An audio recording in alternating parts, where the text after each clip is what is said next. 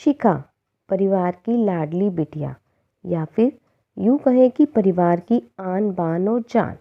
जब घर में होती तो ऐसा लगता मानो घर में आसमान टूट पड़ा हो। घर में इधर उधर धमा चौकरी करना और खूब सारी बातें करना उसके पसंदीदा कामों में से एक था। शिखा के दादाजी शिखा को बहुत प्यार करते थे, लेकिन आजकल उन्हें शिखा की एक चिंता खाई जा रही थी और वो थी शिखा की शादी की चिंता।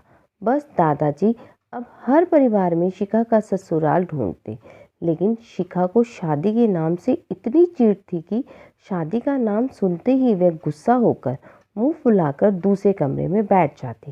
खैर, थोड़ी देर में उसका गुस्सा खुद ब खुद उतर जाता और वापस अपनी दमा चौकड़ी में व्यस्त हो जाती। काफ़ी खोजबीन के बाद भी शिखा के दादाजी को कोई ऐसा परिवार नजर नहीं आया जहां वे अपनी लाडली बिटिया की शादी कर सके। इसीलिए उन्होंने अपने बचपन के दोस्त से इस बारे में राय लेने का निश्चय किया। बस फिर क्या था, वे अपने दोस्त राय बहादुर से मिलने बरेली की ओर निकल पड़े। अगले दिन जब वह बरेली पहुंचे तो राय बहादुर ने स्टेशन पर ही उनके लिए गाड़ी भेज दी थी। 10 साल बाद अपने बचपन के दोस्त से मिलने के लिए वे भी बड़े उतावले थे। गाड़ी धीरे धीरे राय बहादुर की घर की ओर बढ़ी। बड़ा सा बंगलो, बंगलों के आगे बगीचा, गाड़ियां और नौकर चाकर देखकर दादाजी का मन खुशी से भर गया। इन 10 सालों में राय बहादुर ने कितनी तरक्की कर ली। नहीं तो 10 साल पहले राय बहादुर के पास था ही क्या। बस यह सोचते सोचते शिखा के दादाजी अपने दोस्त के बंगलों में पहुंच गए।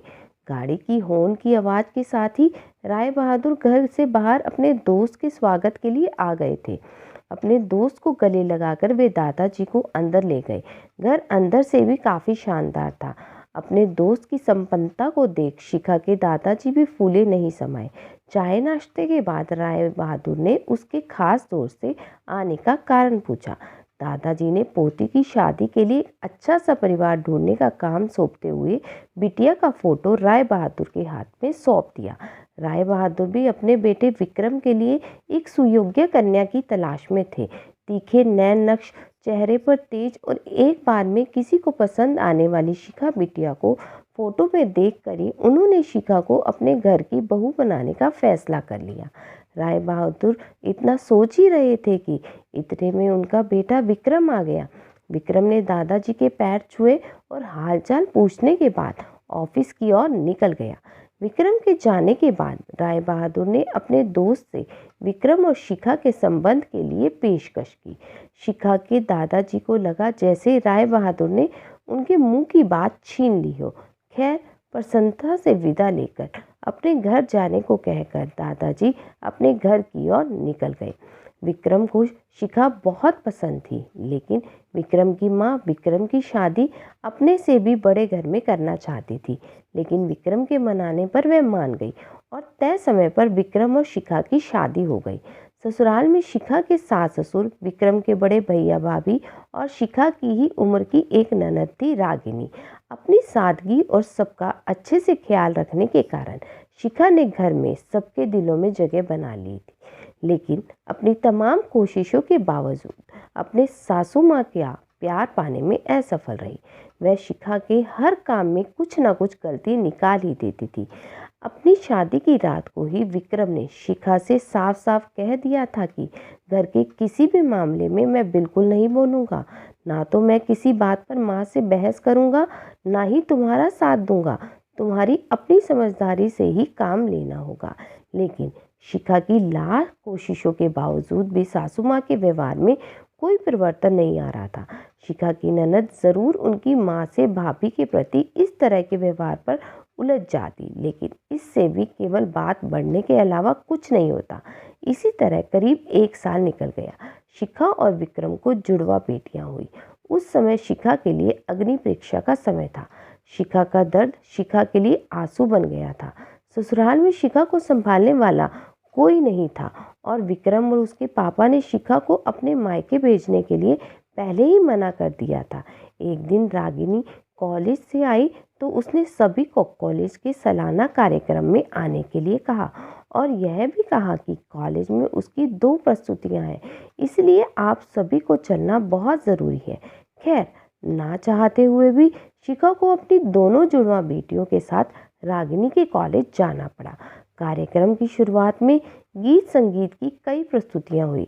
उसके बाद मॉडलिंग राउंड शुरू हुआ। दर्शकों ने तालियों के साथ सभी का उत्साहवर्धन किया। मॉडलिंग में रागिनी ने भी हिस्सा लिया। आखिरी राउंड में रागिनी के साथ 4 और लड़कियों को सिलेक्ट किया गया, जहां सभी से जज द्वारा एक एक सवाल पूछकर विजेता घोषित करना था। सवाल जवाब का दौर शुरू हुआ। इसी कड़ी में जज साहिबा ने रागिनी से सवाल पूछा, अगर घर में तुम्हारी माँ और भाभी में से किसी एक का साथ देना हो तो तुम किसका साथ दोगी? पूरे सदन में खामोशी छाई थी। सभी रागिनी के जवाब की प्रतीक्षा कर रहे थे। तभी रागिनी ने थोड़ा आगे बढ़कर कहा, अगर भाभी सही हो तो अपनी भाभी का। जज साहिबा ने आगे पूछा, क्यों? रागिनी ने जवाब दिया, क्योंकि मुझे भी कल किसी की भाभी बनना है। जवाब सुनते ही पूरे सदन में तालियां गूंज उठी। सभी रागिनी की सोच और उसके सटीक जवाब की प्रशंसा कर रहे थे। रागिनी को विजेता घोषित किया गया। पुरस्कार लेने से पहले रागिनी ने सभी से कुछ कहने के लिए माइक थामते हुए कहा, हर बेटी अपनी माँ से बहुत प्यार करती है और माँ भी अपनी बेटी के दिल के सबके करीब होती है। इसी तरह हमारे घर की बहुएं भी तो किसी की बेटियां हैं। आज हम किसी की बेटियां हैं, कल किसी की भाभियां और बहुएं बनेंगी।